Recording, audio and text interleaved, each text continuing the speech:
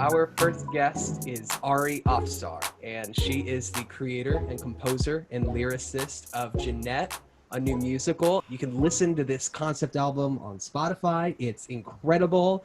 There are so many different elements of music in this musical theater piece, and it like transcends genre. I think it's wonderful. And most recently, she was Eliza in the Chicago production of Hamilton. And you're just also like a semi-finalist on season 8 of American Idol. And our second guest is the director of Janette, Erin Ortman. And you've collaborated with like so many incredible theater companies that I love, like from Labyrinth to all of the whole New York interface of theater.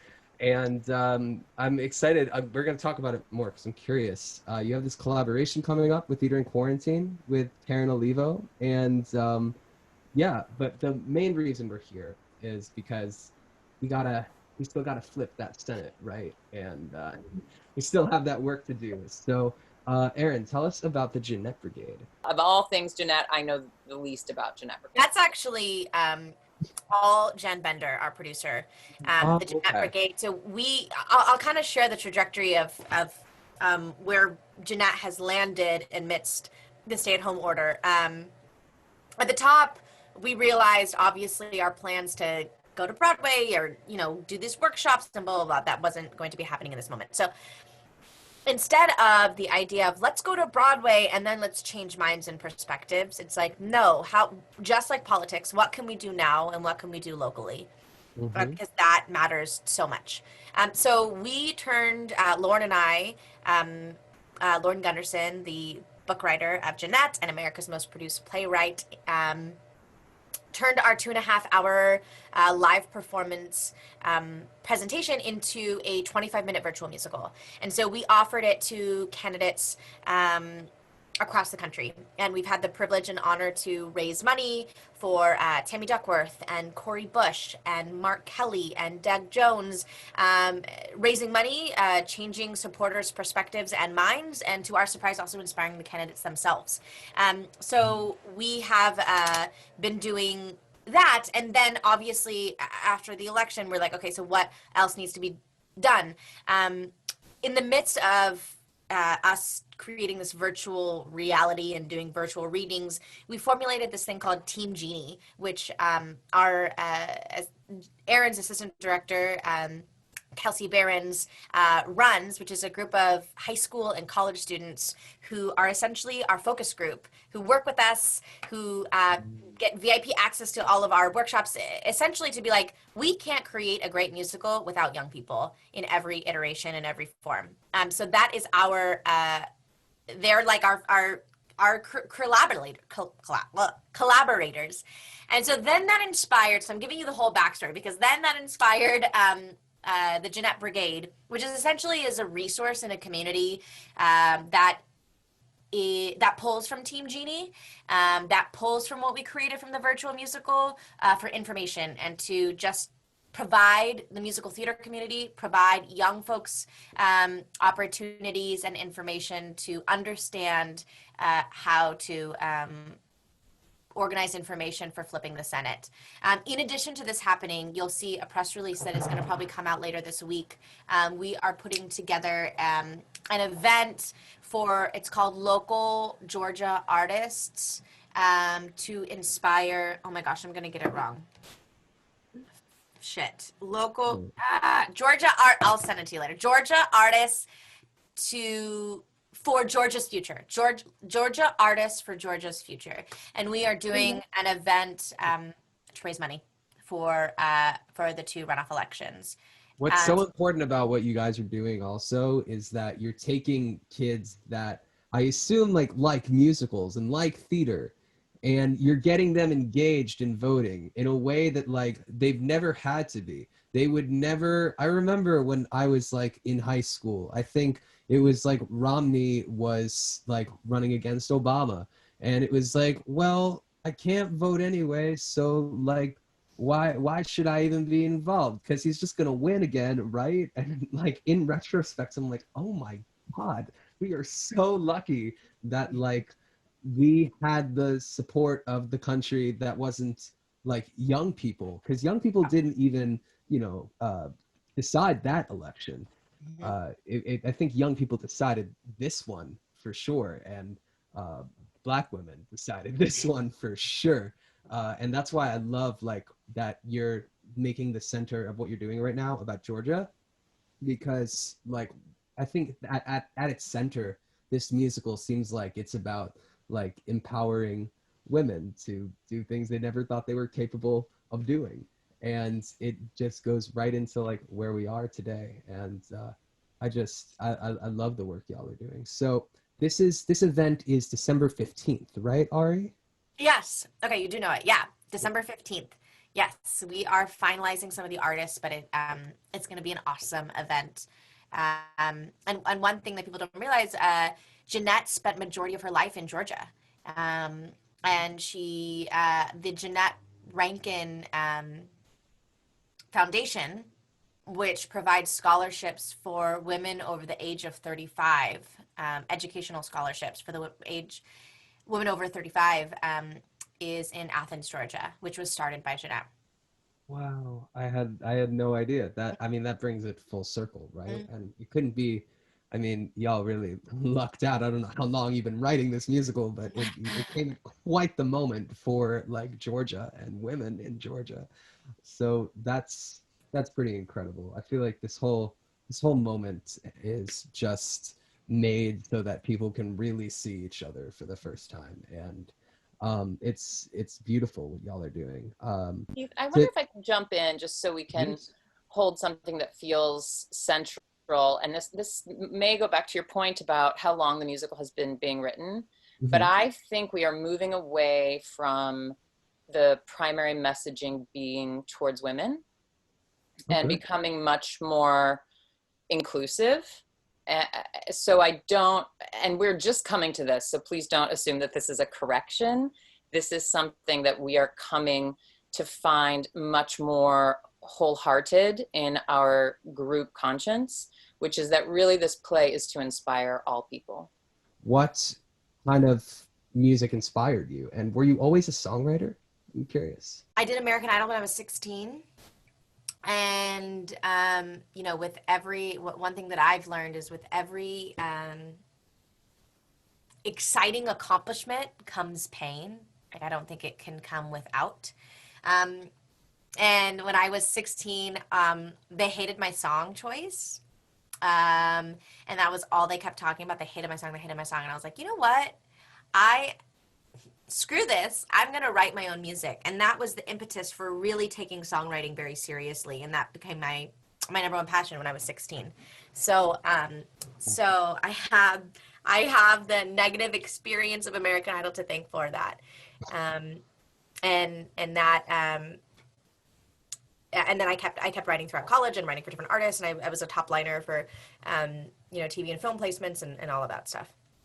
Damn, that's amazing. And when did you decide your songwriting was going to transition into musical theater from just like regular songwriting? Yeah, I mean, when I was in Hamilton, I got really close with the band. And so I would write these songs and then I would send them to the band. And there was an amazing orchestrator and she was our viola player, and she would just like arrange a string quartet to the songs I wrote, and then we would like perform them together. Anyway, and so I just like started incorporating the band that I had to collaborate with, and so that kind of was the impetus. That's amazing. I saw some of your like jamming sessions from Chicago and like that like parking lot. It's incredible. Oh Yeah, I'm seeing more because I have this friend of mine, Chandre.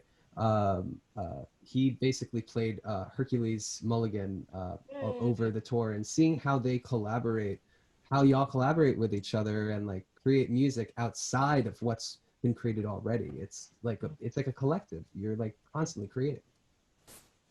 Yeah, I mean, that show brings some incredible musicians together. It's awesome. Yeah, it's wonderful. I'm curious how you actually both got into theater from a young age. Like, where did your love for theater start? Erin, you want to go? Sure. Because Ari's answer is so funny. Well, I don't know if funny, but Yes, different. How I got into theater. So I grew up in Montana, which is an interesting connection because that's where Jeanette Rankin served as a senator and where she ran. The story of Jeanette the musical. We're working, moving between Montana and Washington, D.C. So that has been something that's been really exciting for me in the development of the musical. So in response to your question, I grew up in a small town, well, not for Montana, but small, I guess, comparatively 25,000 people, Helena, Montana, which is the capital, where there's huge, you know, monuments of Jeanette Rankin. And there, you know, really just the way my parents put it is from a very young age, I was just full of energy and they kept trying to put me in activities and none of them seemed to suit my needs. And there's a community theater there where I began taking classes as a 5-year-old, truly. And I just never left. I never stopped this community theater commitment. And that, I mean, that's really the story, other than, I guess I would say, the head of the program there, you know, she was just so incredibly supportive and gave me opportunities to start teaching and directing really young, like at 15, 16. And then I was doing fully produced main stages right out of undergrad. And I think I owe a lot to Marianne Adams is her name, who has just been and continue a huge champion for me. So I honor my teachers, and I'd say that's the answer. Teachers are everything to me, man.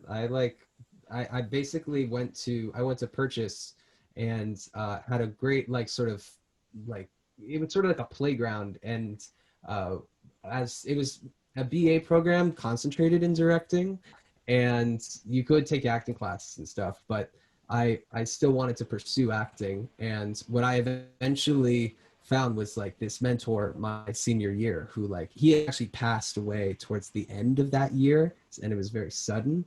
But he was the first person to introduce me to August Wilson and be like, this work is important because it's not about you, but it's about the universe and it's about the world and it's about humanity. And seeing those people, they pass through your life and be almost, if you're wise, you cherish it like we do. But I love that you got that opportunity to direct at a young age. What sort of stuff did you want to direct?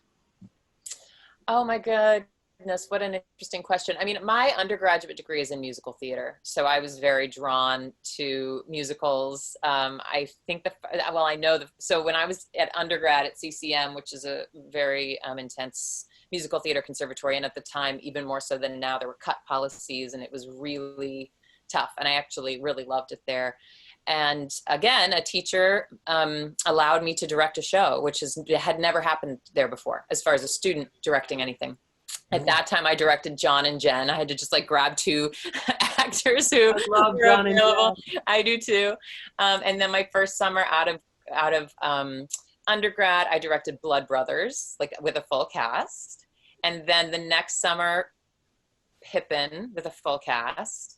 And I started a school with my roommate at the time, and then was hired to be an education director for a theater school in Westchester, an after school theater program.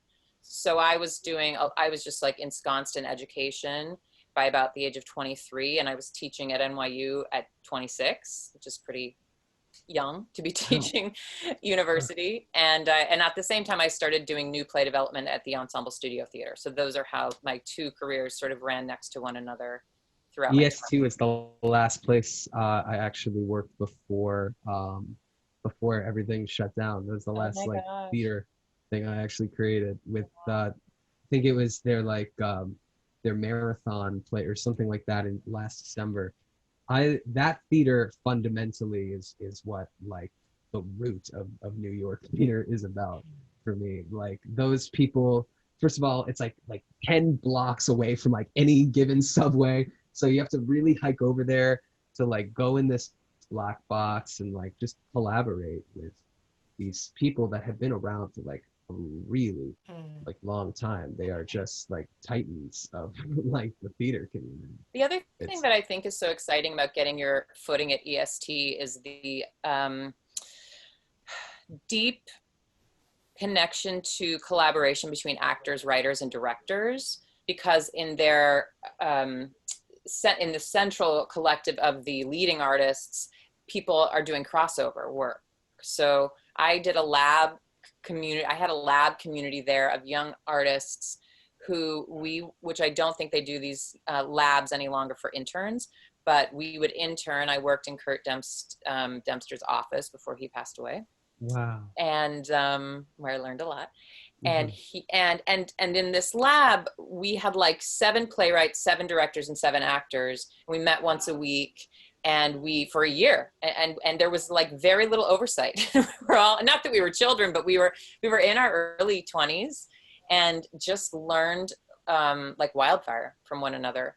And so in that, I think I found this deep-rooted belief in wholehearted collaboration with all artists, this dismantling of the hierarchy, because I feel like that was really nurtured there, and it's been a central part of my directing style. So when you were given the opportunity to collaborate with like these writers and these directors and these actors, was the material handed to you, or did you like come up with it yourself? And no, we made it all together. I mean, we were all the same age, with like light-handed oversight by, at the time, this woman, Jarell Aronovich, who was the associate producer, I think, who would just kind of hang out in the back.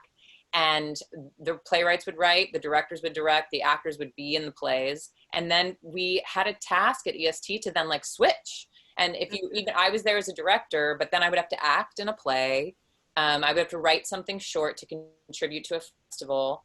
And that's where, for me, the idea of hierarchy, particularly, well, in any trifecta of the acting, playwriting, directing space, was just blown up. And then my graduate degree is from Sarah Lawrence College, which is really very similar, where hierarchy is questioned, and if there was one, it's ripped up and reverted and thrown to the side and dismantled. So I feel very fortunate to have had a lot of support in the shaping of my attitude towards theater making, which is one that I find to be a little rebellious against what I have to say as a director is the right thing. I mean, I don't believe that. I don't believe my job is to be right. I think my job is to find the best answer, which could be offered from anybody in the room.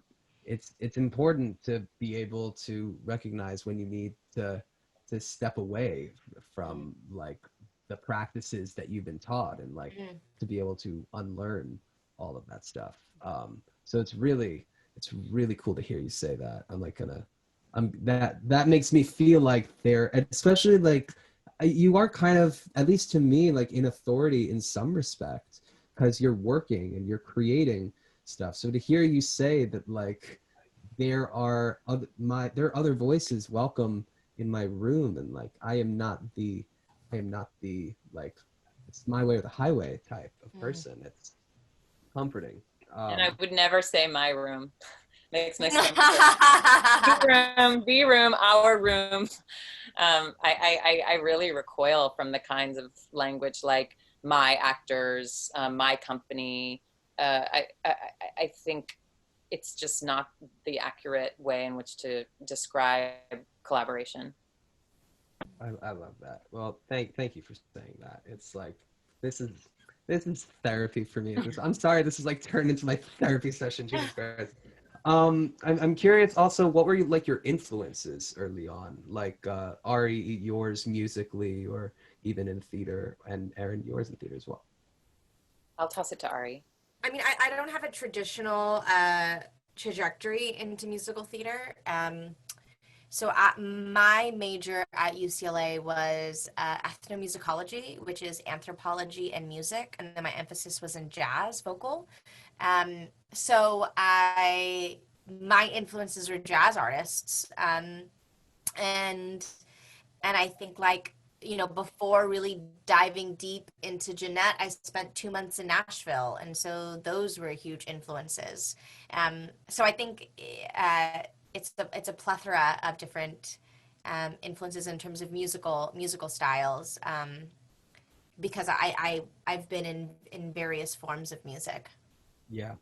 And like I said, it like you can hear that in the music, because like you hear you hear folk, you hear funk, you hear like pop, we hear you belt, we like you literally we get everything, and it's all encompassing, and you need musicals to be able to walk that line away from musical theater, because as we've learned this year, it is an institution, and like you can live in it forever, or you can question it eventually.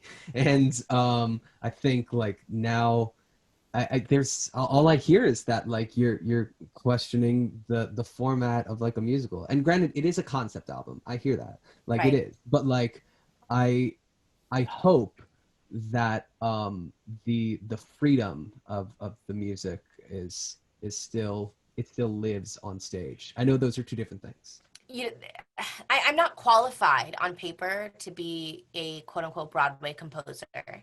And so because I am fully aware of that, I'm not going to try to be something that I'm not. Yeah. Right. And so I can't be whatever, like the traditional Broadway musical theater composer. So I have to double down on my skills and what I know and what I do. And collaborate in times where in the things that I don't know and I can't do and I can't, but then I bring other things that other people can't. So I think for me, with that recognition and with the freedom of acknowledging that paper type of qualification, I'm able to truly authentically like dive into my sound. That's amazing. I just And want to voice up. I'm so sorry, Keith. Did I interrupt you? no, I just not want to at all. talk about Ari for a moment. I mean, I think she is one of the most astonishing, well, kind of humans, but collaborators I have ever worked with. And it's really a privilege to try to serve her genius. Like, and I have to be, Ari, I'm not kidding. I'm not kidding, because I really It like kind think of is all her, right? Like the music and like everything she's written on paper, her lyrics, it's all her. It feels like. yes, No. yes. The only thing No. well, I actually disagree, Keith. I think, well, yes. What is the genius, the thing you've never heard before, the moments that make you cry is all Ari. Absolutely. Like everything that is brilliant about the music is Ari. But I think we continue to talk about being cautious about giving any one person entirely any credit for anything.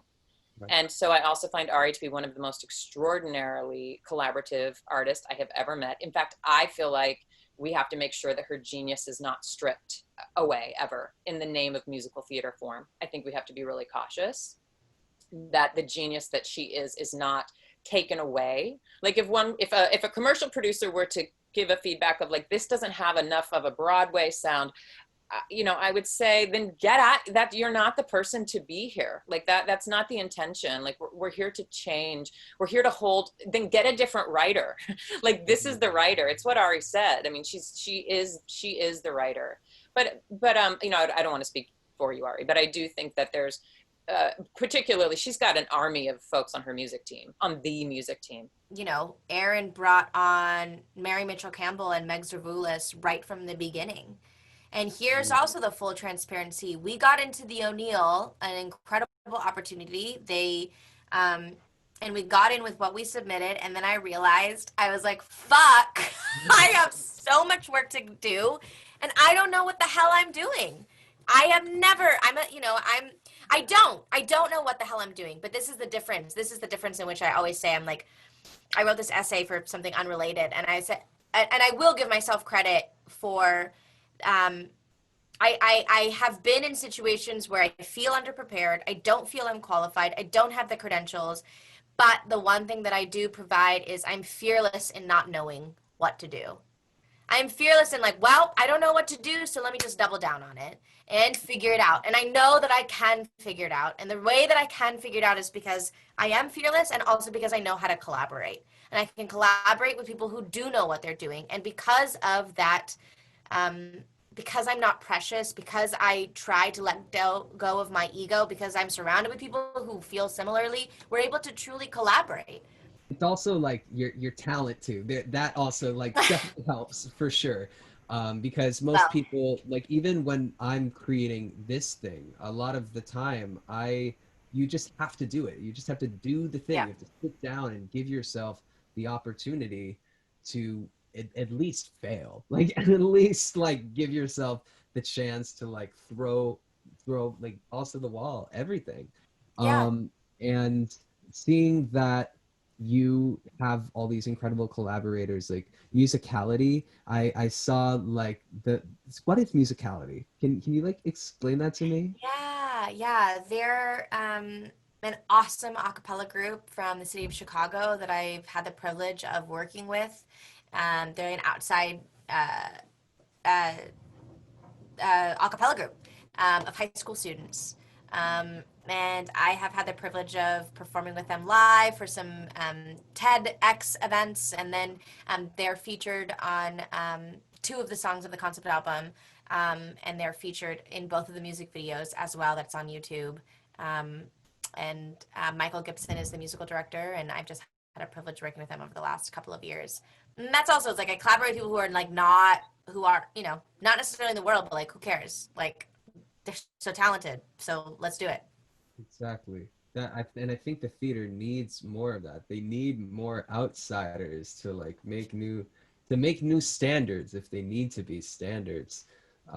Because the more people take risks, even like you guys writing this musical, like you're writing a musical about like a Republican like congresswoman, and like on paper it's like, well, why are you writing about Republican? And it's like, well, it's not so like black and white. She was like a progressive in her day.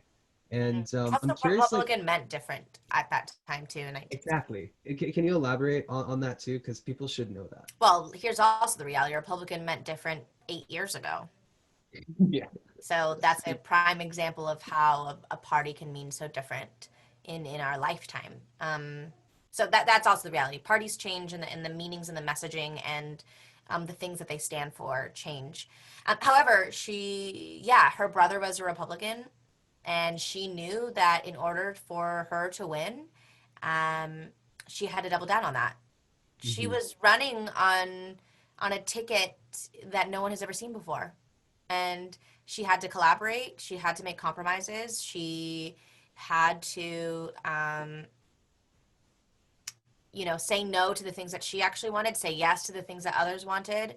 Uh, Whatever, we can judge whatever we want, but she was the first to be able to do what she did, and that created an opportunity for her to not be the last. I love that. That is that is so incredible.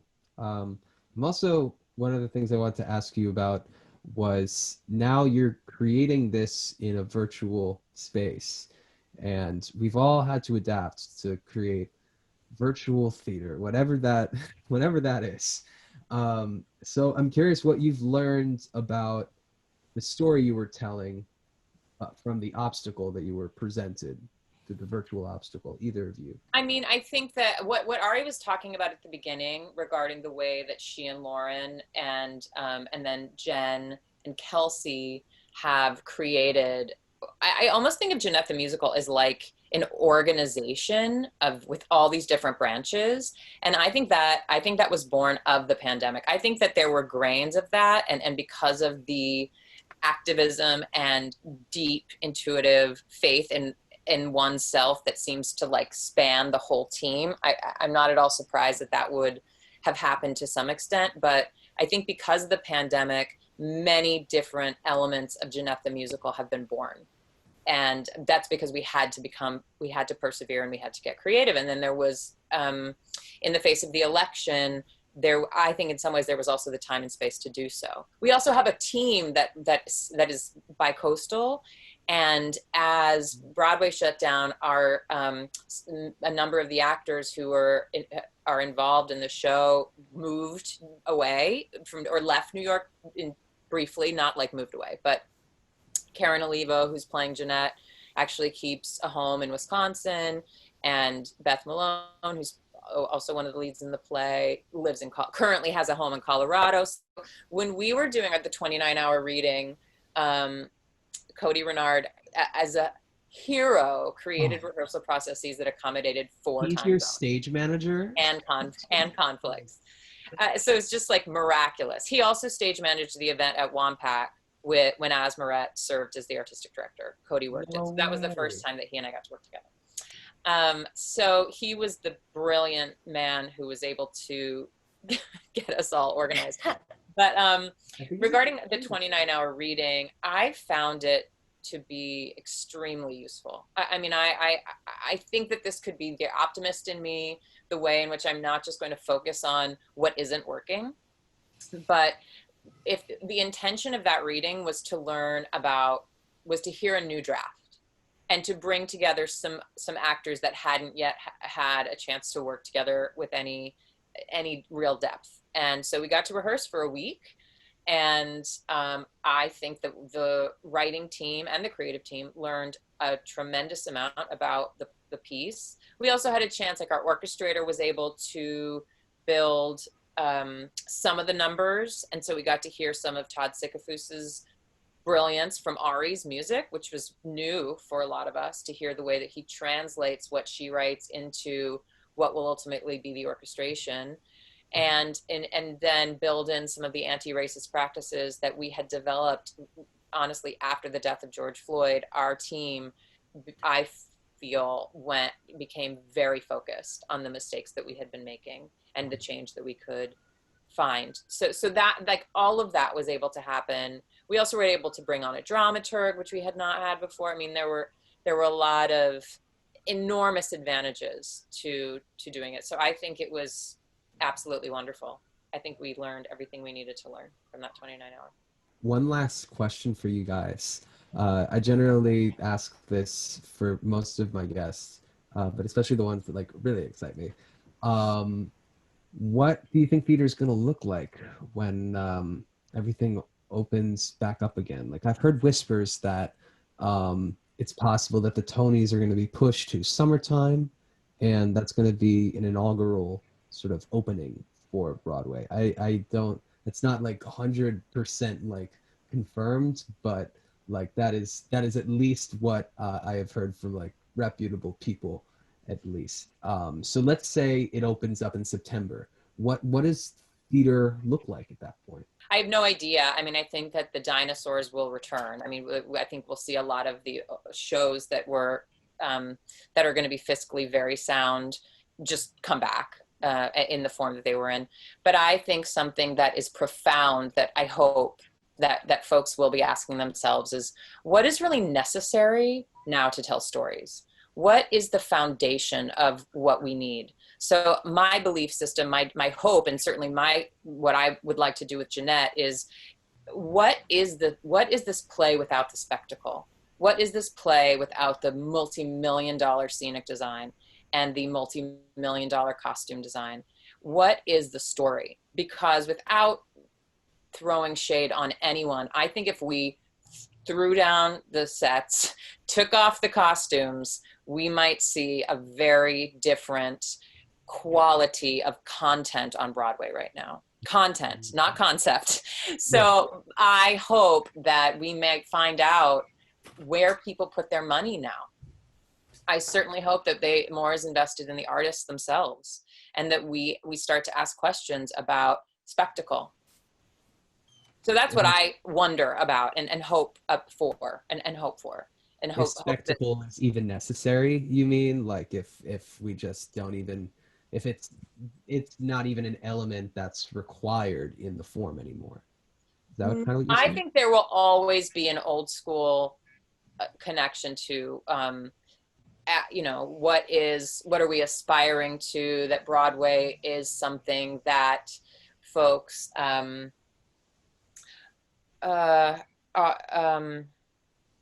don't think I know how to finish the thought without being overly judgmental. What I think will happen with the new wave of producers and theater makers is, what do we need to tell this incredible story? Not how do we mask this very average story with flash. And just as the cost of shows goes up and up and up, and yet the quality of those shows are not, doing that. Mm-hmm. I think that we need to get back to the basics. I also think that spectacle is not something to, and that's not what you're doing. I'm just clarifying in my perspective. I don't think spectacle is negative, because we also, if it's done properly, right? If it's done with the right intention, because it's human nature. This is not unique to Broadway.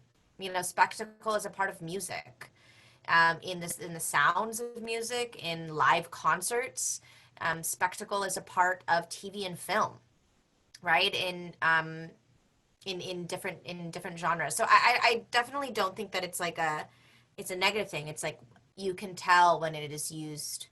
One of the biggest lessons as a songwriter that you always take, if you take away the track, if you take away the synths, if you take away the organ, if you take away the horns, is the song good with just piano and vocal?